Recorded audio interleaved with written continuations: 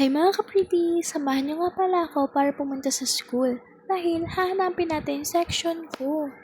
Pagkarating ko nga sa school mga ka-pretty, hindi na ako nakapag-video dahil umaambon. Tapos pumunta na rin ako sa second floor dahil andun yung mga kaibigan ko.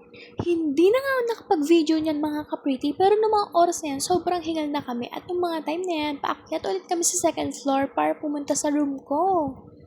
Di naman siguro halatang sobrang hingal kami, no? Talagang hulas na ang aming makeup. Diyos ko, sayang ang outfit. Charis. Pagkarating nga namin sa classroom, ayan. Iilan lang pala kami. And ayan, umawra-aura pa siya, oh. Siyempre, nakakahingal, Diyos ko. Pagkatapos nga namin maglinis and all, ayan, naglakad na kami pupunta sa bayan. Ayan, dadaanan pa namin yung public market. Sobrang init mga ka-pretty. And ang matindi pa, naiwan ko yung pamasahe ko sa bahay. So wala akong choice, talaga maglalakad kami.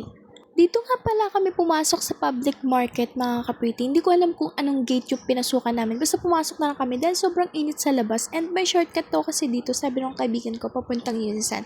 Para tatawid na lang kami. And yes mga ka-pretty, nagmerienda muna kami dyan. Pero ako, nagpalamig lang ako. Dahil uhaw na ako and wala nang laman yung tumbler ko. Tapos siya, kumain muna siya.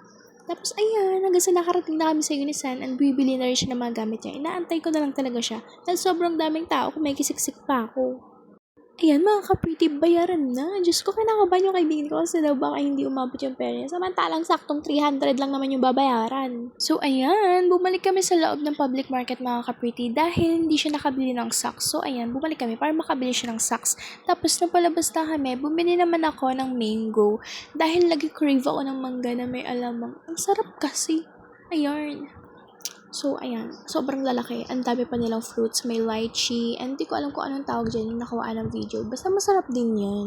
So, ayun. And dung time na yan, after naming makabili, paalis na rin siya dahil dyan na kami maghihiwalay dahil magkaiba kami ng daan pauwi. At ayun mga ka-pretty, ng mga oras na yan, hindi ko na siya kasama. Pupunta na ako sa pardahan ng tricycle para makauwi na rin ako dahil sobrang init mga ka-pretty. Gusto ko na mag-shower.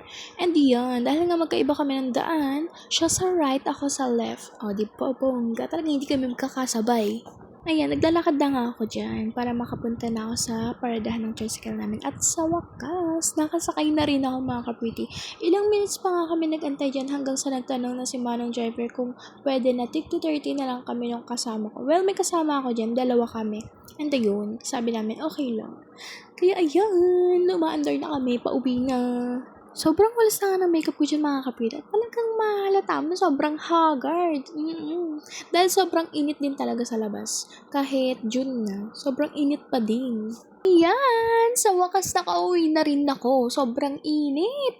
Nakita ko nga rin pala si mama dyan sa may gate. Tapos ang bungad ba naman niya sa akin, paano ka nakauwi? Nakalimutan mo yung wallet mo. Nakalimutan ko nga kasi yung wallet ko mga ka-pretty sa bahay. Buti na lang talaga naglagay ako ng pair sa may bag. Kung hindi, talagang hindi ako makakauwi. So, ayan siya. Hi! So, ayan, after namin magtsikahan ni mama, sabi niya kumain ka na dyan. So, ayan, kumain na nga ako. Masunuring bata. Yan, dahil omad ako, yan is tanghalian and dinner ko na. Yes!